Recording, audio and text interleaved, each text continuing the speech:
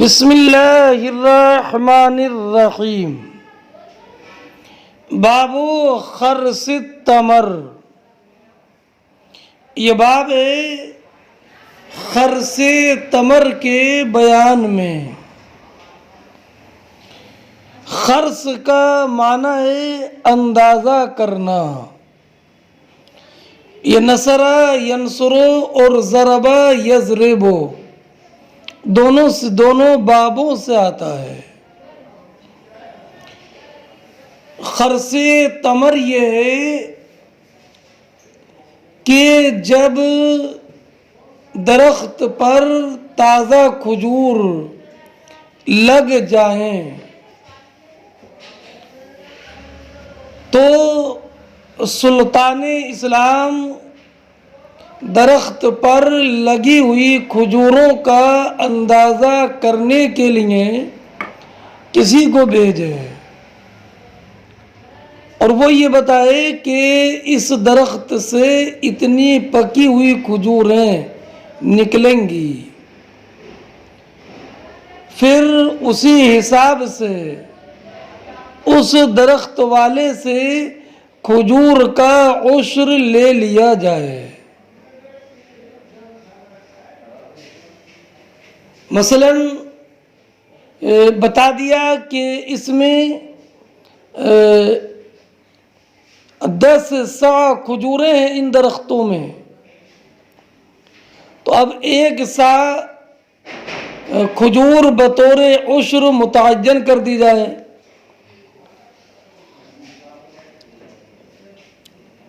اب جب اندازہ لگا دیا جائے تو پھر درخت والا چاہے تو اپنی کھجوروں کو بیچے،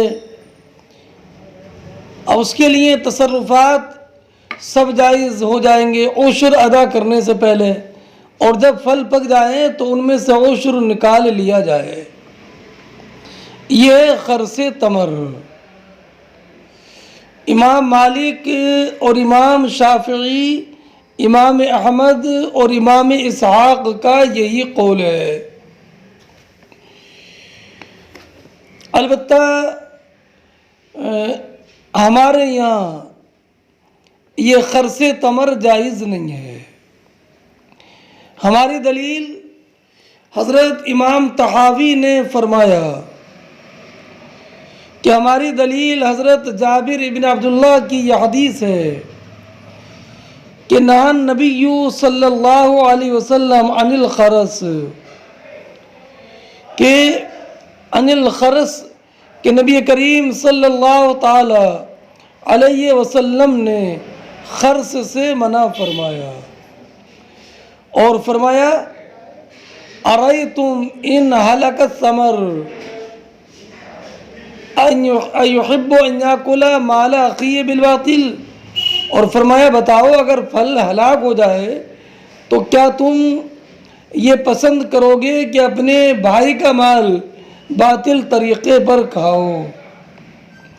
تو اب اس کا حاصل یہ ہوا کہ پہلے خرس تمر کی اجازت تھی، بعد میں ممانعت ہو گئی، اور یہ دلیل نسخ ہے، اور نسخ پر عمل ناجائز۔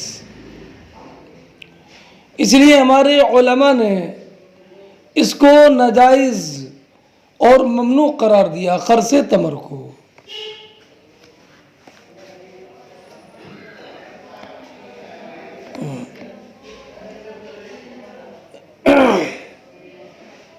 جو لوگ جو ائمہ خرس کے قائل ہیں وہ یہ کہتے ہیں کہ حکومت کے مقرر کردہ خارس یعنی اندازہ لگانے والوں نے جو مقدار بتا دی اسی کے مطابق عشر وصول کرنا لازم ہے، ہمارے یہاں نہیں۔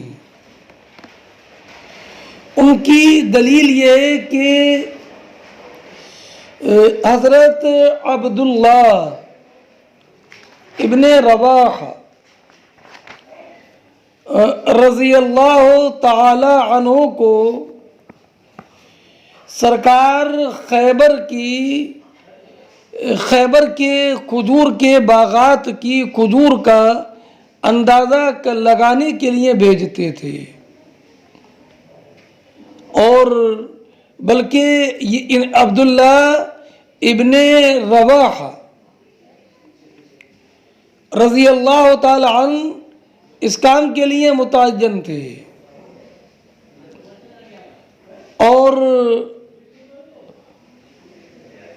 نبی کریم صلی اللہ تعالی علیہ وسلم نے ان کو اس کام کے لیے مقرر فرما دیا تھا، اور فرمایا تھا اثبت لنا النصف وبقی لہم النصف، کہ ہمارے لیے نصف ثابت کرنا اور ان کے لیے نصف باقی رکھنا، فإنہم یسرفون، اس لیے کہ وہ اسراف کرنے والے لوگ ہیں۔ اور ہماری دلیل یہ ہے کہ حضرت جابر بن عبداللہ کی روایت ہے جو میں نے ابھی پڑھا کہ نہا رسول اللہ صلی اللہ علیہ وسلم عن الخرص، نبی کریم علیہ الصلوۃ والسلام نے خرص سے منع فرمایا ہے۔ اور دوسری بات یہ ہے کہ خرص، ایک حدیث ابھی آپ پڑھیں گے کہ اس سے بھی یہ ثابت نہیں ہوتا کہ خرص جائز ہے، حالانکہ امام بخاری نے اس کو خرص کے مشروع ہونے پر بطور دلیل نقل کیا ہے۔ آپ اس نیز سے بھی غور فرمائیں کہ عشر اسی میں واجب ہے جو پیداوار ہو، اور پیداوار سے مراد ایسی پیداوار جو قابل انتفاع ہو۔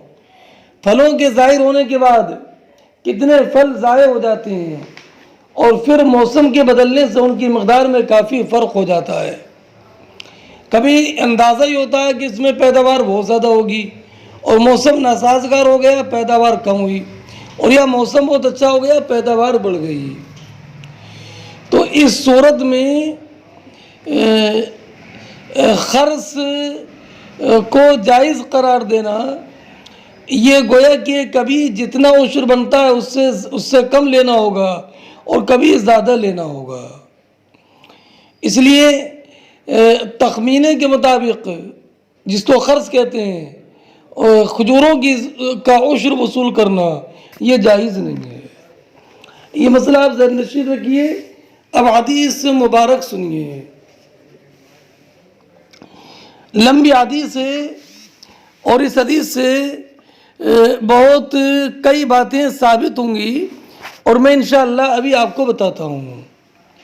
حدثنا سہل بن بکار قال حدثنا وہیب عن عمرو بن یحییٰ عن عباس الساعدی عن ابی حمید الساعدی قال غزونا مع النبی صلی اللہ علیہ وسلم غزوۃ تبوک۔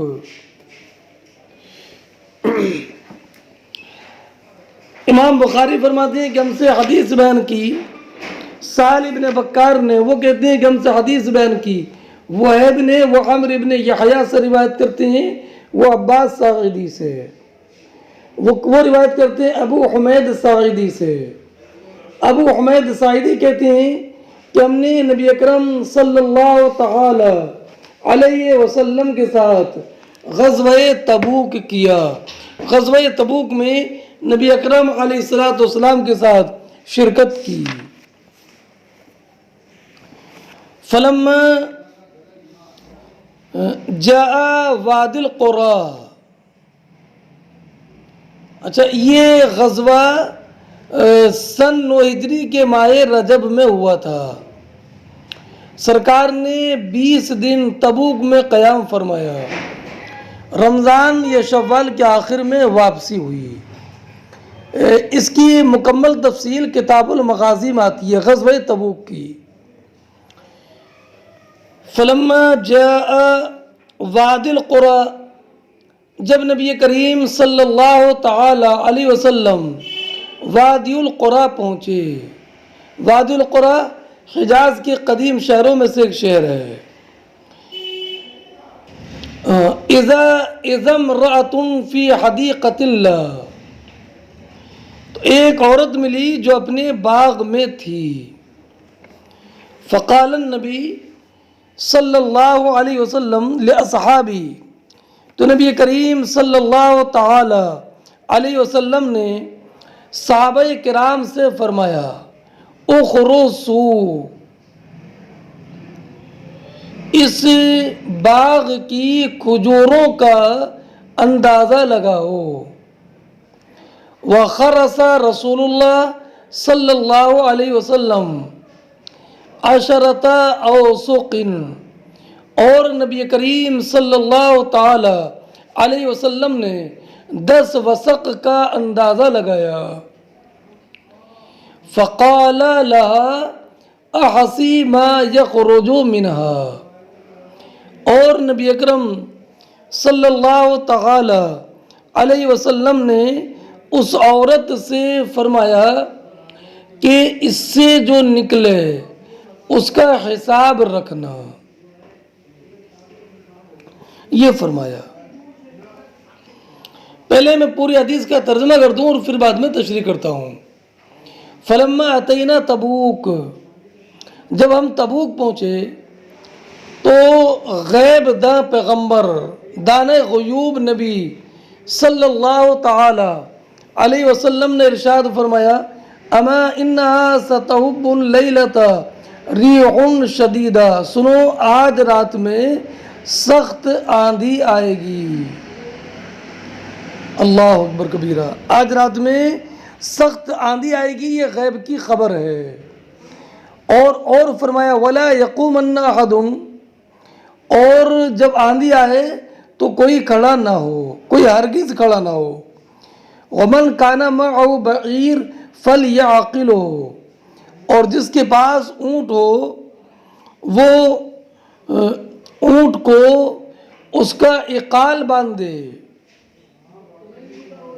اس کو رسی سے باندھ دے. فعقلنا، تو ہم نے باندھ دیا. وہبت ریح شدیدہ، اور سخت آندھی آئی، جیسے کہ نبی کریم صلی اللہ تعالی علیہ وسلم نے خبر دی تھی. کتنے نادان ہیں وہ لوگ جو نبی کریم صلی اللہ تعالی علیہ وسلم کے علم غیب کا انکار کرتے ہیں. حالانکہ سرکار نے غیب کی خبر دی کہ سخت آندھی چلے گی، ہر ایک آدمی اپنے اونٹ کو باندھ دے جس کے پاس اونٹ ہو، اور کوئی کھڑا نہ ہو. فقام رجل، تو ایک شخص کھڑا ہو گیا، حالانکہ سرکار نے منع فرمایا تھا، اور ایک شخص کھڑا ہو گیا. فَأَلْقَتْهُ بِجَبَلِ طَيْ، تو اسے مقام طی کے پہاڑوں میں ہوا نے پھینک دیا، ہوا نے پھینک دیا.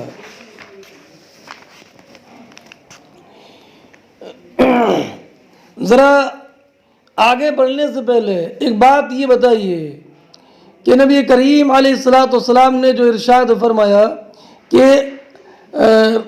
رات میں تیز آندھی آئے گی، اور وہ آندھی آئی، تو لا محالہ یہ کیا نبی کریم علیہ، تو لا محالہ ویسے ہی ہوا، تو کیا یہ نبی کریم علیہ السلام کے علم غیب کی دلیل نہیں ہے؟ اور قرآن کریم نے جو فرمایا وَعِنْدَهُ عِلْمُ السَّاعَةِ وَيُنَزِّلُ الْغَيْثَ وَيَعْلَمُ مَا فِي الْأَرْحَامِ الی آخر، یہ تو میں کئی مرتبہ توضیح کر چکا ہوں. تو کہ اس سے مراد علم ذاتی قدیم واجب غیر متناہی بالفعل ہے. یہ علم ذاتی قدیم واجب غیر متناہی بالفعل یہ اللہ رب العزت کے ساتھ خاص ہے. رہا علم عطائی تو یہ نبی کریم علیہ السلام اور دیگر انبیاء کرام کو حاصل ہے.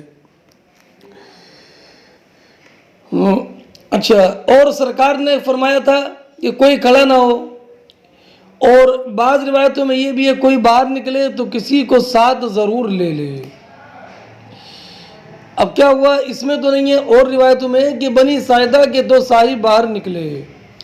ایک صاحب قضاء حاجت کے لیے نکلے تو وہیں گلا گھٹ گیا، اور دوسرے صاحب کا اونٹ بدک گیا تو اس کے پیچھے پیچھے نکلے تو آندھی نے اڑا کر انہیں اجا اور سلمہ بنی طے کے دونوں پہاڑوں کے درمیان ڈال دیا۔ جن کا گلا گھٹ گیا تھا انہیں نبی کریم علیہ الصلوۃ والسلام کی بارگاہ میں لوگ لائے تو نبی کریم علیہ الصلوۃ والسلام کی نظر عنایت دست رحمت سے ان کو شفا مل گئی۔ اور دوسرے صاحب جو بنی طے کے دو پہاڑوں کے درمیان ہوا نے ان کو پہنچا دیا تھا، تو یہ مدینہ تب پہنچے جبکہ نبی کریم علیہ الصلوۃ والسلام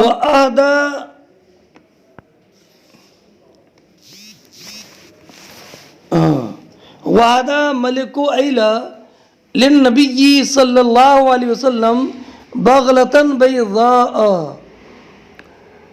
اور ایلا کے بادشاہ نے نبی کریم صلی اللہ تعالی علیہ وسلم کی خدمت میں سفید کھچر پیش کیا، ہدیہ کیا۔ وَكَسَاءُ بُرْدَ، اور حل جزاء الاحسان الا الاحسان، حضور نے اسے چادر عطا فرمائی۔ وَكَتَبَ لَهُ بِبَحْرِهِمْ، اور ان کے لیے ان کا سمندر لکھ دیا، یعنی ان کے لیے ان کے ملک کی بادشاہت سلامت رکھی۔ ایلا مکہ معظمہ اور مصر کے درمیان ایک نصف مسافت پر ایک شہر ہے جو سمندر کے کنارے ہے۔ قرآن کریم میں جو مذکور ہے وَاسْأَلْهُمْ عَنِ الْقَرْيَةِ الَّتِي كَانَتْ حَاضِرَةَ الْبَحْرِ، اس سے یہی ایلا مراد ہے۔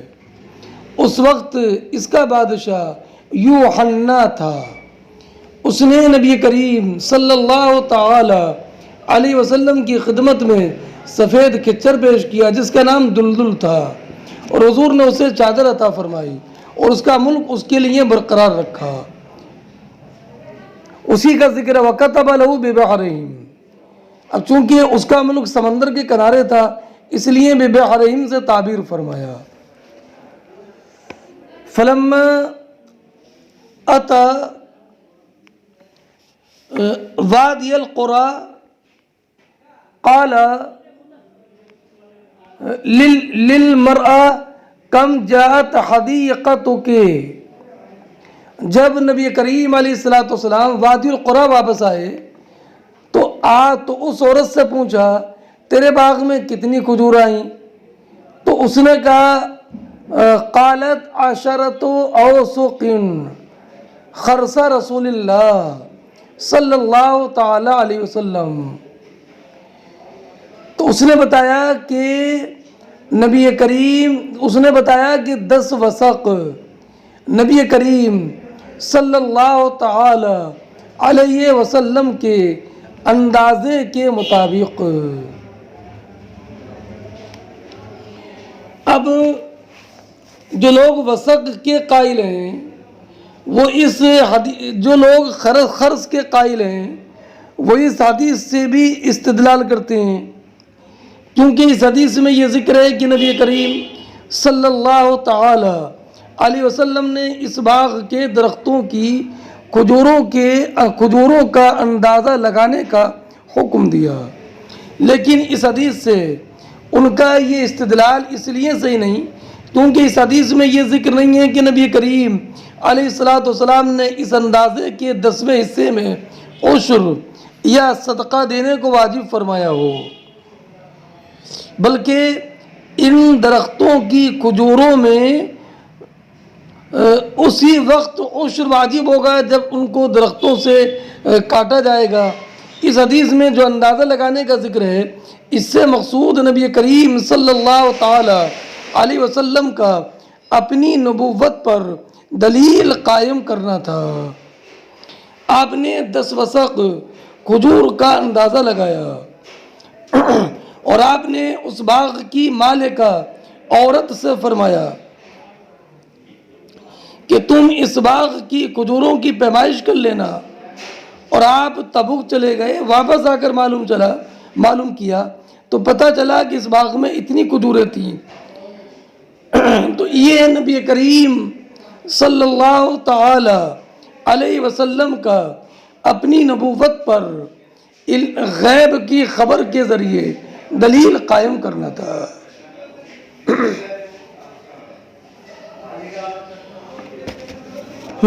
اس کے بعد چلیے نبی، اس لیے اس حدیث سے یہ استدلال تام نہیں ہے۔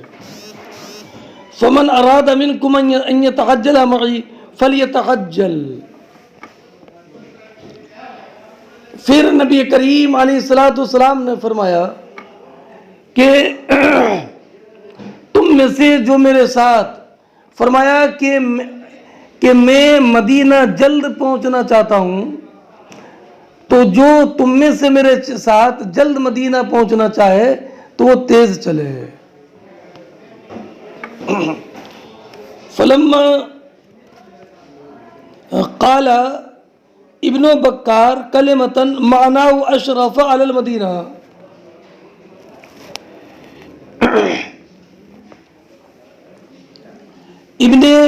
جو اس حدیث کے راوی ہیں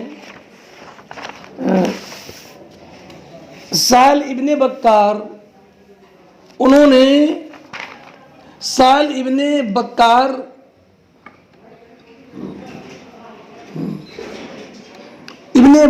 نے کوئی لفظ کہا جس کا معنی یہ ہے، کیا معنی ہے یہ کہ فلما اشرف علی المدینہ، جب مدینہ نظر آنے لگا تو نبی کریم علیہ الصلوۃ والسلام نے فرمایا ہذہ طابہ، یہ طابہ ہے۔ فلما رأى احدا قال هذا جبل يحبنا ونحبه، اور جب احد کو دیکھا تو فرمایا یہ پہاڑ ہم سے محبت کرتا ہے اور ہم اس سے محبت کرتے ہیں۔ یہ اپنے اصلی معنی پر ہے کہ پہاڑ ہم سے محبت کرتا ہے اور ہم اس پہاڑ سے محبت کرتے ہیں۔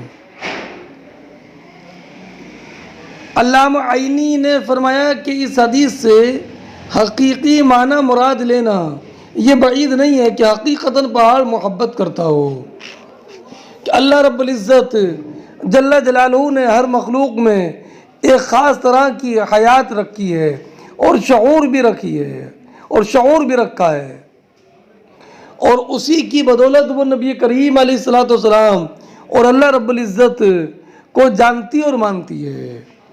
چنانچہ حضرت انس بن مالک رضی اللہ تعالیٰ عنہ بیان فرماتے ہیں کہ جب نبی کریم صلی اللہ تعالیٰ علیہ وسلم اور حضرت ابو بکر، حضرت عمر، حضرت عثمان رضی اللہ تعالیٰ عنہ احد پہاڑ پر چڑھے تو ہلنے لگا، تو نبی کریم علیہ الصلوۃ والسلام نے ارشاد فرمایا اے احد ٹھہر جا، ثابت رہے، تجھ پر نبی ہے، صدیق ہے اور 2 شہید ہیں۔ حضرت جابر ابن سمرہ بیان فرماتے ہیں کہ نبی کریم علیہ الصلوۃ والسلام نے فرمایا کہ میں مکہ کے ایک پتھر کو پہچانتا ہوں جو میری بعثت سے پہلے مجھ کو سلام کرتا تھا، میں اس کو اب بھی پہچانتا ہوں۔ حضرت عبداللہ ابن قرط یمانی بیان فرماتے ہیں کہ میں حجۃ الوداع میں نبی کریم علیہ الصلوۃ والسلام کے پاس 6 اونٹنیاں لائی گئیں، ان میں سے ہر ایک آپ کی طرف گردن بڑھا رہی تھی کہ آپ اس سے ذبح کی ابتدا کریں۔ یہ سنن ابی داؤد شریف میں ہے۔ حضرت جابر رضی اللہ تعالیٰ عنہ بیان فرماتے ہیں کہ ہم نے ایک سفر میں دیکھا کہ ایک اونٹ نے آپ کو آ کر سجدہ کیا، اور حضرت ابو ہریرہ بیان فرماتے ہیں کہ اونٹ نے آپ سے کلام کیا اور آپ کو سجدہ کیا۔ حضرت ابو ہریرہ رضی اللہ تعالیٰ عنہ کی دوسری روایت ہے کہ بھیڑیے نے آپ سے کلام کیا۔ حضرت انس بن مالک رضی اللہ تعالیٰ عنہ بیان کرتے ہیں کہ ہرنی نے آپ سے کلام کیا اور کلمہ پڑھایا۔ حضرت عمر بن خطاب بیان فرماتے ہیں کہ گو نے آپ سے کلام کیا اور آپ کی رسالت کی تصدیق کی۔ اور حضرت علی مرتضیٰ رضی اللہ تعالیٰ عنہ بیان کرتے ہیں کہ میں نبی کریم علیہ الصلوۃ والسلام کے ساتھ مکے کے بعض اطراف میں جا رہا تھا، آپ کے سامنے جو پہاڑ یا درخت تھا وہ کہتا تھا السلام علیکہ یا رسول اللہ. یہ ترمذی شریف میں ہے. تو آپ ذرا آپ غور کیجئے کہ اچھا ایک دلائل النبوہ میں ہے کہ ایک یہودی عورت نے خیبر میں آپ کو بکری کا زہر آلود گوشت کھلایا. نبی کریم صلی اللہ تعالی علیہ وسلم اور آپ کے اصحاب نے اس کو کھایا. پھر آپ نے اپنے اصحاب سے فرمایا رک جاؤ. پھر آپ نے اس عورت سے فرمایا تم نے اس میں زہر ملایا تھا؟ اس نے آپ سے پوچھا آپ کو کس نے خبر دی؟ تو آپ نے فرمایا اس کے پیر کی پاؤں، اس بکری کے پاؤں کی ہڈی نے جو آپ کے ہاتھ میں تھی. تو اس نے کہا کہ ہاں میں نے زہر ملایا. اللہ اکبر. اب آپ ذرا غور فرمائیے کہ ہڈی خبر دے رہی ہے، پہاڑ بول رہے ہیں، جانور سجدہ کر رہے ہیں.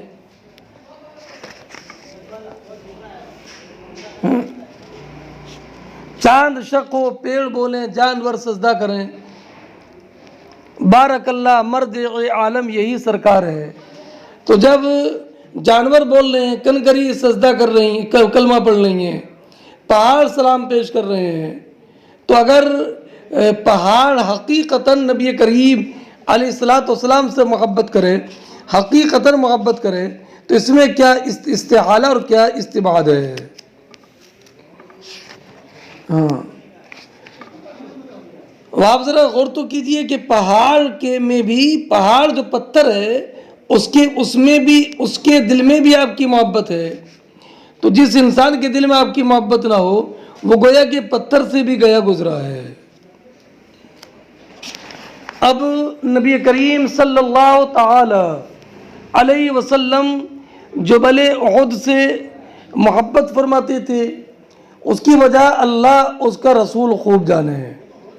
ہاں شارح بخاری حضرت علامہ مفتی محمد شریف الحق صاحب امجدی رحمۃ اللہ تعالی علیہ نے لکھا ہے کہ ہو سکتا ہے کہ اس لیے پہاڑ جبل احد سے محبت ہو کیونکہ ان کے قریب ہی آپ کے جانثار صحابہ کرام علیہم الرحمۃ والرضوان کے مزارات ہیں جنہوں نے اپنے آپ کو اسلام پر قربان کر دیا مگر محبوب خدا پر آنچ آنے نہیں دی. چلیے اس کے بعد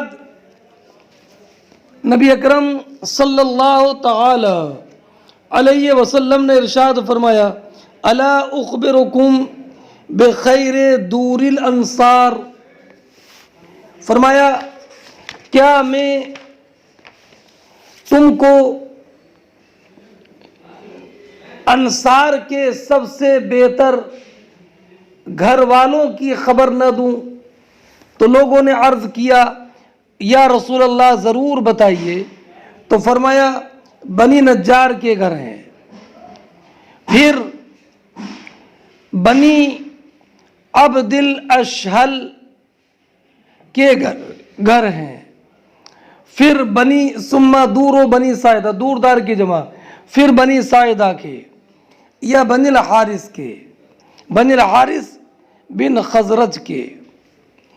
اور فرمایا وفی کل دور الانصار یعنی خیرہ، انصار کے ہر گھر میں خیر ہے،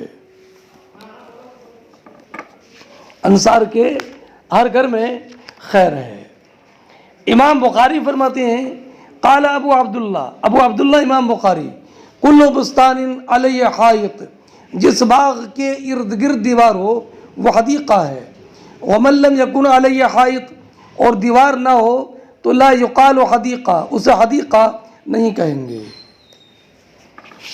وقال سلیمان بن بلال حدثنی عمرو ثم دار بنی الحارث ابن الخزرج ثم بنی ساعدہ. دیکھیے جو حدیث آپ نے پڑھی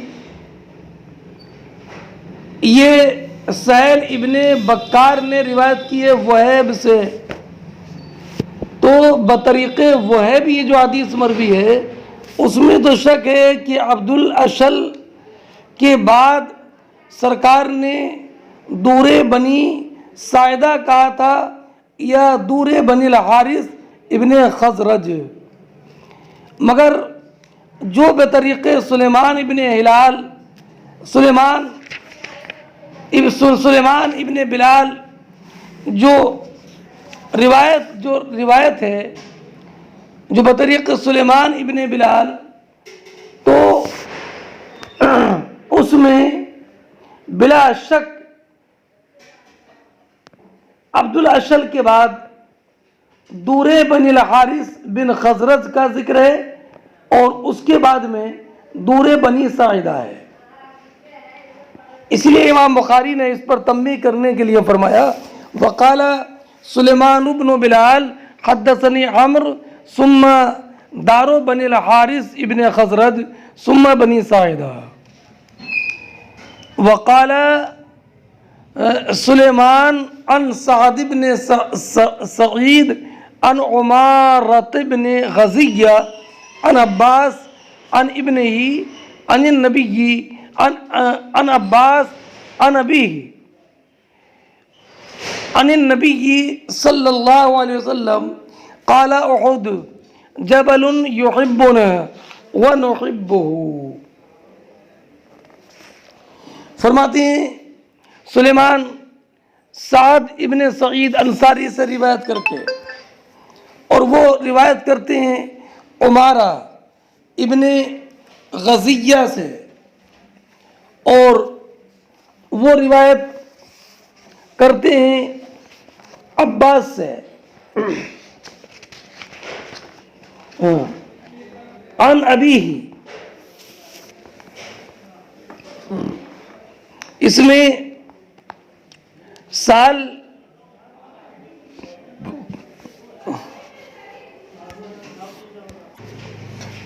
تو عمارہ ابن غزیہ روایت کرتے ہیں عباس سے، یہ جانتے ہیں عباس کون ہے؟ یہ عباس ساعدی ہیں، حضرت سال ابن سعد کے بیٹے، وہ روایت کرتے ہیں نبی اپنے والد یعنی سال ابن سعد سے، عن النبی وہ روایت کرتے ہیں نبی کریم علیہ السلام سے کہ نبی کریم علیہ السلام نے فرمایا ھذا احد جبل یحبنا ونحبہ، احد پہاڑ ہے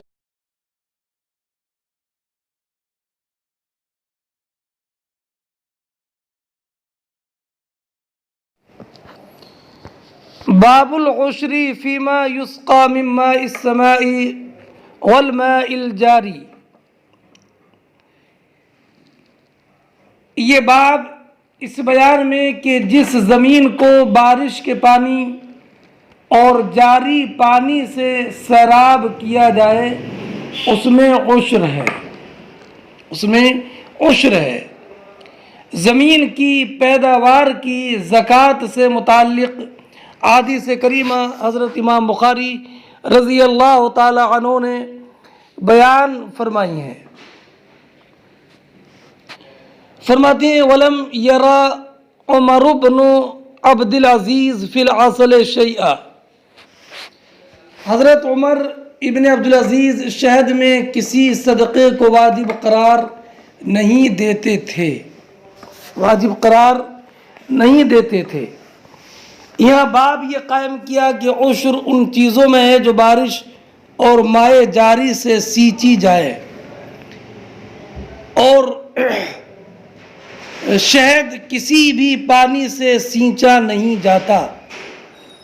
اس لیے امام بخاری رضی اللہ تعالی عنہ نے یہ بتایا کہ جو مائع جاری اور بارش کے پانی سے سینچی نہ جائے ان میں عشر نہیں ہے۔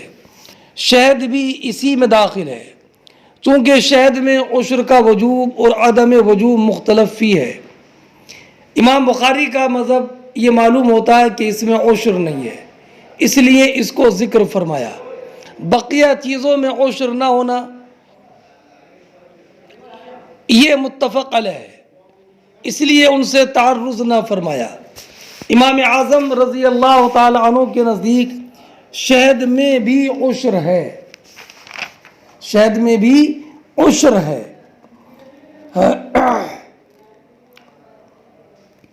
امام اعظم رضی اللہ تعالی عنہ کے نزدیک شہد قلیل ہو یا کثیر، ان سب میں عشر واجب ہے۔ اب اس تعلق سے حدیث مبارک سنیے۔ سنن ابن ماجہ میں ہے کہ نبی کریم صلی اللہ تعالی علیہ وسلم کی بارگاہ میں ابو سیارہ عرض کرتے ہیں، یا رسول اللہ میرے پاس شہد کے چھتے ہیں۔ آپ نے فرمایا عشر ادا کرو۔ دوسری روایت میں ہے، عمرو بن شعیب بیان کرتے ہیں کہ طائف کے امیر نے حضرت عمر ابن خطاب رضی اللہ تعالیٰ عنہ کو لکھا کہ شہد والے ہم کو وہ صدقہ نہیں دے رہے جو ہم سے پہلے حکام کو دیتے تھے۔ تو حضرت عمر نے ان کو لکھا، اگر وہ لوگ تم کو صدقہ دے جو نبی کریم صلی اللہ تعالی علیہ وسلم کو دیتے تھے، تب تم ان کی زمین کی حفاظت کرنا، ورنہ نہیں۔ عمرو بن شعیب نے کہا کہ شہد کی ہر 10 مشکوں میں سے ایک مشک دیتے تھے۔ عطا خراسانی نے حضرت عمر رضی اللہ تعالیٰ عنہ سے روایت کی کہ شہد میں عشر ہے۔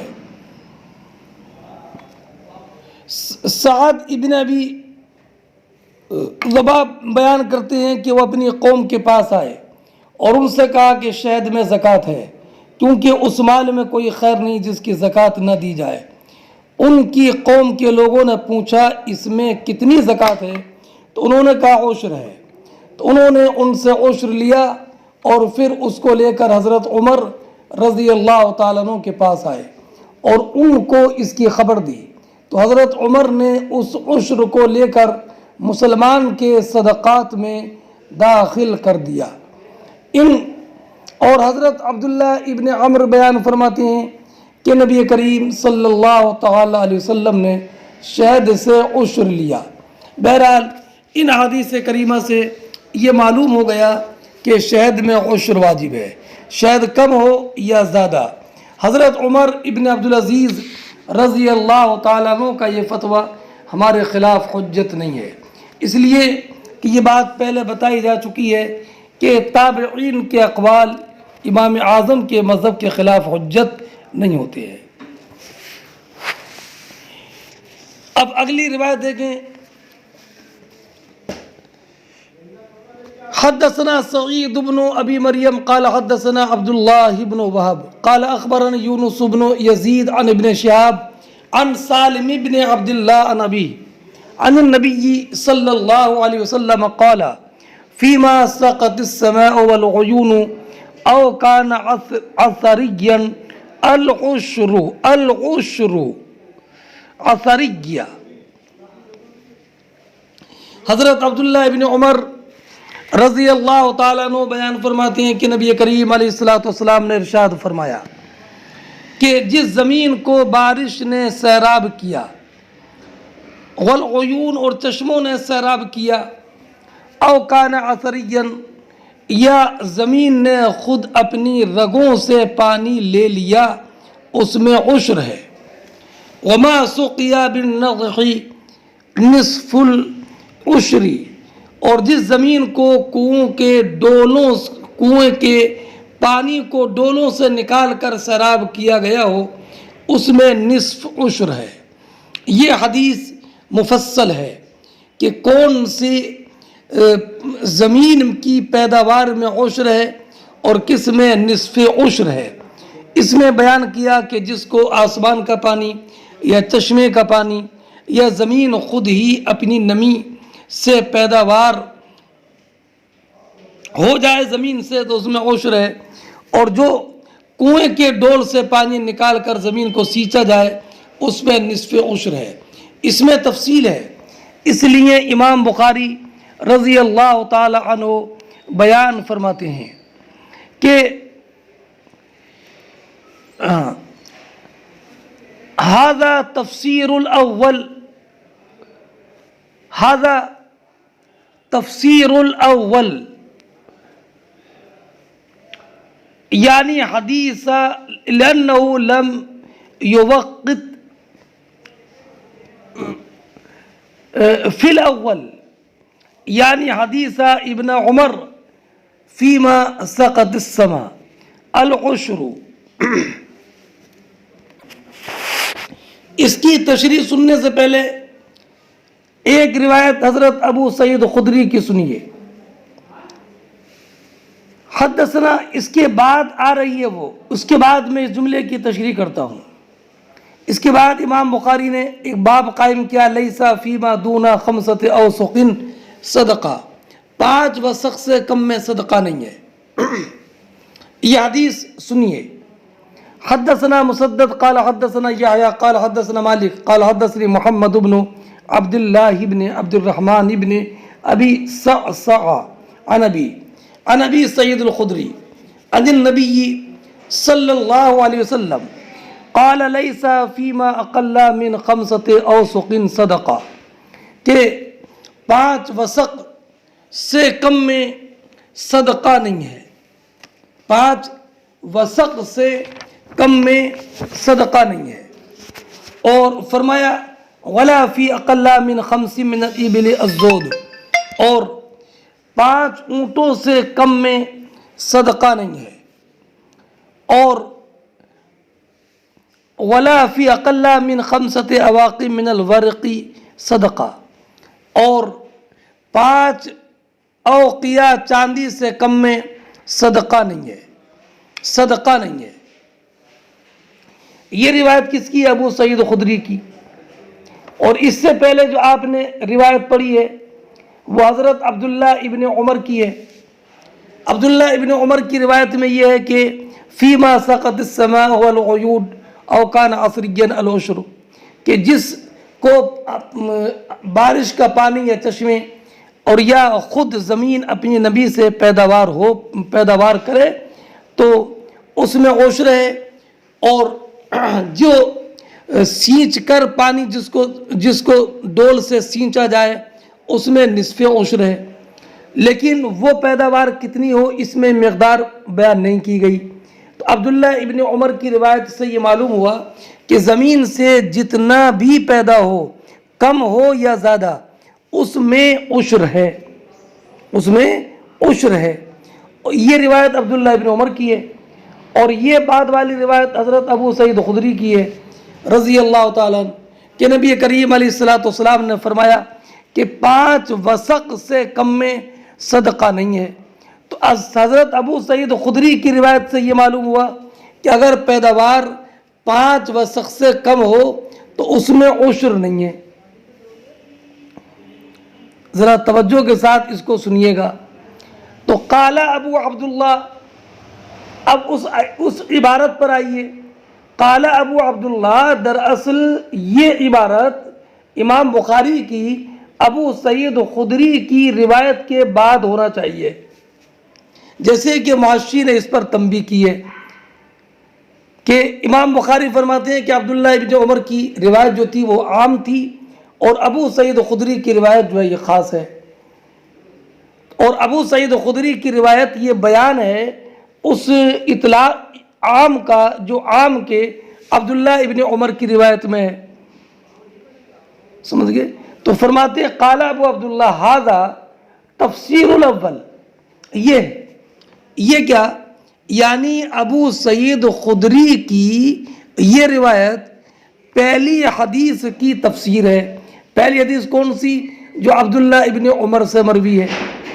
لأنه لم يوقت فی الاول، یعنی حدیث ابن عمر، اس لیے کہ کیونکہ پہلی حدیث یعنی حضرت عبداللہ ابن عمر کی روایت میں پہلی روایت میں یہ بیان نہیں کیا گیا، یہ بیان تفصیل نہیں کی گئی اس میں کہ جس کو آسمان سیراب کرے اس میں عشر ہے، وہ کتنی پیداوار ہو یہ مقدار بیان نہیں کی گئی. وبین فی ھذا ووقتا، اور اس حدیث میں جو حدیث ابو سعید خدری سے مروی ہے اس میں بیان کیا گیا اور اس کو موقت کیا گیا۔ فرماتے ہیں وَالزِّيَادَةُ مَقْبُولَةٌ وَالْمُفَسَّرُ يَقْضِي عَلَى الْمُبْهَمِ، اور ثقہ کی زیادتی مقبول ہوتی ہے اور حدیث مفسر مبہم پر راجع ہوتی ہے۔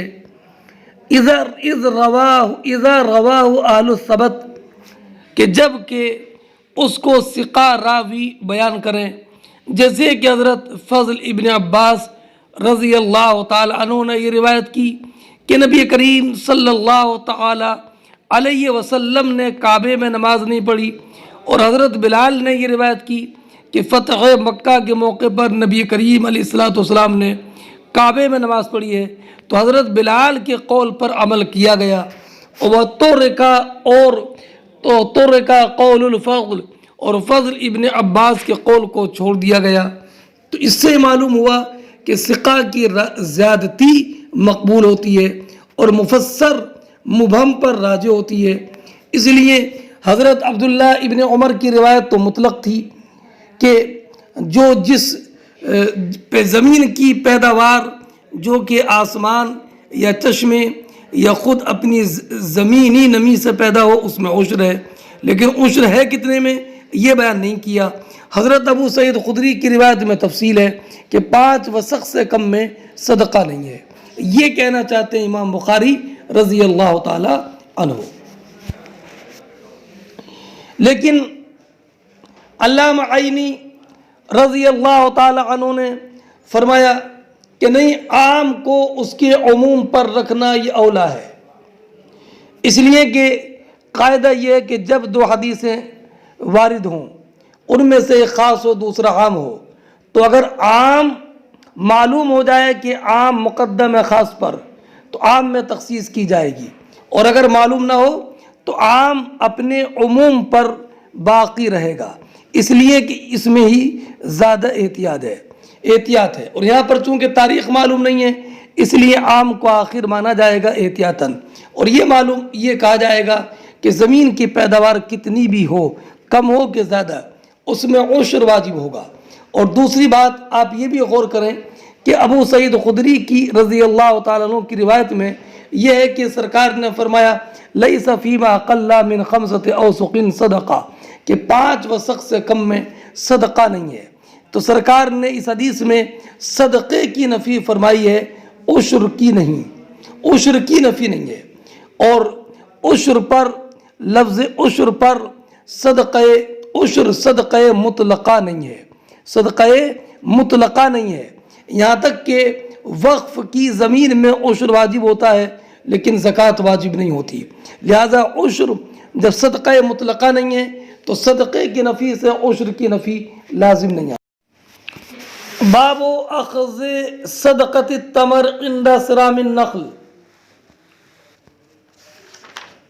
یہ باب اس بارے میں کہ جب درختوں سے کھجوروں کو اتارا جائے تو اس وقت صدقہ عشر لیا جائے، وَلْيُتْرَكُ الصَّبِيُّ، اور کیا بچوں کو چھوڑا جائے کہ وہ صدقے کی کھجوروں کو ہاتھ لگائیں۔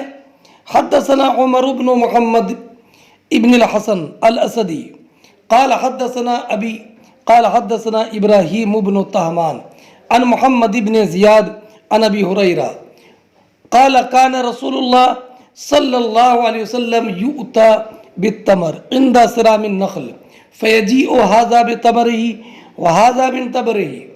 فرماتے ہیں ابو ہریرہ رضی اللہ تعالیٰ عنہ کہ کھجوروں کے درختوں سے کھجوریں اتارتے وقت نبی کریم علیہ السلام کے پاس کھجوریں لائی جاتی، یہ شخص لاتا اور وہ شخص لاتا، حتیٰ یسیر عنده قوم من تمر، یہاں تک کہ آپ کے پاس کھجوروں کا ڈھیر لگ جاتا۔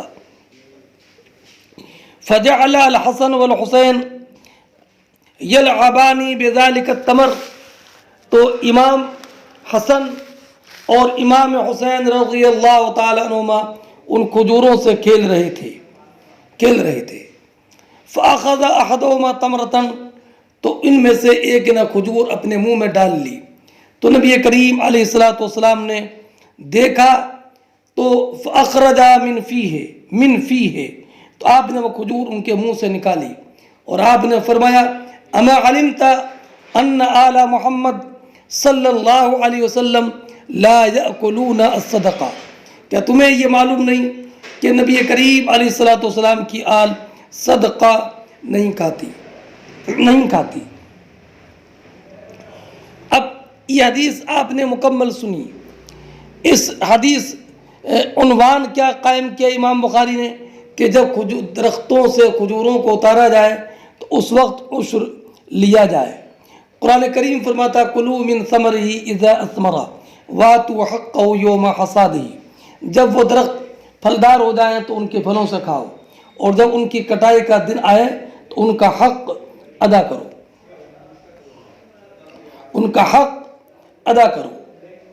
ہاں، اب حضرت عبداللہ ابن عباس رضی اللہ تعالی عنہما، جابر ابن زید، محمد ابن حنفیہ، حسن بصری، سعید ابن مسیب، طاؤس، زید ابن اسلم، قتادہ اور ضحاک کا یہ قول ہے کہ اس حق سے مراد عشر اور نصف عشر ہے.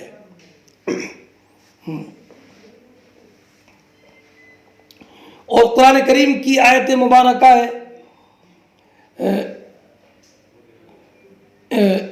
یا ایھا الذین آمنوا انفقوا من طیبات ما کسبتم ومما اخرجنا لکم من الارض، اے ایمان والو اللہ کی راہ میں اپنی کمائی سے اچھی چیزیں خرچ کرو، اور ان چیزوں میں سے خرچ کرو جو ہم نے تمہارے لیے زمین سے پیدا کی.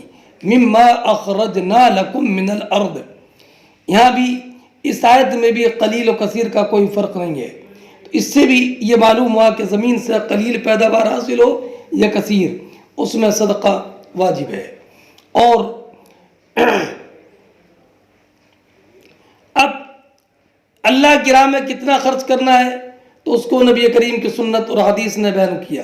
وہ یہ کہ اگر مول کے پانی سے سیراب کیا جائے تو اس میں نصف عشر ہے، اور اگر آسمان کے پانی سے اور یا چشموں کے پانی سے سیراب کیا جائے اور یا خود اپنی نمی سے پیداوار ہو جائے تو اس میں عشر ہے.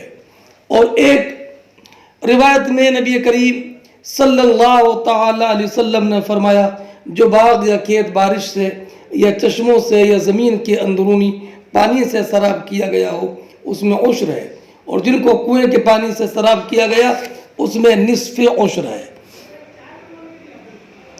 حضرت معاذ بن جبل رضی اللہ تعالیٰ عنہ بیان فرماتے ہیں کہ مجھے نبی کریم علیہ الصلوۃ والسلام نے یمن کی طرف بھیجا اور مجھے یہ حکم دیا کہ جس زمین کو بارش نے سیراب کیا ہو اس میں عشر ہے، اور جس زمین کو کنویں کے ڈولوں کے ذریعے پانی حاصل کر کے سیراب کیا گیا ہو اس میں نصف عشر ہے. چلیے، نبی کریم صلی اللہ تعالی علیہ وسلم نے حضرت امام حسن امام حسین میں سے جس نے اپنے منہ میں کھجور ڈال دی تھی نکالی اور فرمایا کہ تمہیں یہ خبر نہیں کہ آل محمد صدقات نہیں کھاتے. اس سے یہ معلوم ہوا کہ سادات پر صدقہ کھانا، زکوٰۃ کھانا یہ حرام ہے. اور اسی لیے بنو ہاشم کو زکوٰۃ نہیں دی جائے گی. نبی کریم علیہ الصلوۃ والسلام نے فرمایا اے بنو ہاشم، بے شک اللہ نے تم پر لوگوں کا دھوون اور میل کچیل حرام کر دیا ہے، اور اس کے عوض میں تم کو خمس عطا فرمایا، خمس کا خمس عطا فرمایا ہے. ہاں، اگر نفلی صدقہ ہو تو یہ دینا، نفلی صدقہ سادات کو دینا، بنی ہاشم کو دینا یہ جائز ہے. ہاں، بنو ہاشم سے مراد آل علی، آل عباس، آل جعفر، آل عقیل، آل حارث ابن عبد المطلب اور ان کے آزاد کردہ غلام ہیں. ہاں، چلیے، حضرت امام حسن اور امام حسین مسجد میں کھجوروں سے کھیل رہے تھے۔ اس سے یہ معلوم ہوا کہ مسجد میں چھوٹے بچوں کو لانا اور ان کا مسجد میں آنا جائز ہے، بشرطے کہ اتنے چھوٹے بچے نہ ہوں کہ جن کے پیشاب نکلنے کا خطرہ ہو، یا ان کے بھاگنے دوڑنے اور رونے چلانے سے نمازیوں کی نماز میں خلل پڑنے کا خطرہ ہو۔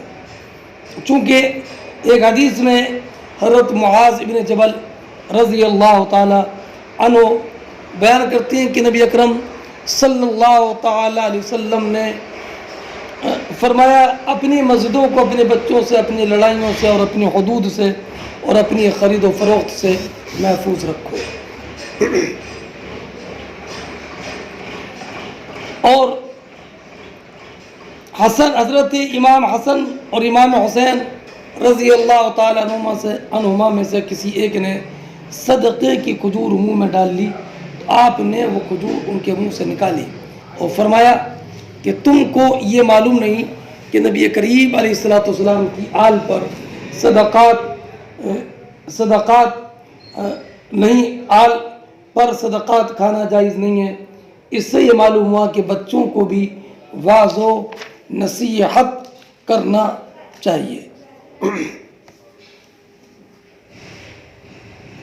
اور اس سے یہ بھی ثابت ہوا کہ بچے اگرچہ غیر مکلف ہیں مگر انہیں بھی ممنوعات کے ارتکاب سے روکا جائے، اور یہ بھی بتایا جائے کہ یہ چیز کیوں ممنوع ہے۔ اور یہ بھی معلوم ہوا کہ پھلوں کی زکوٰۃ اس وقت لی جائے جب پھل درخت سے اتر جائے، تب یہ اس حدیث سے معلوم ہوا۔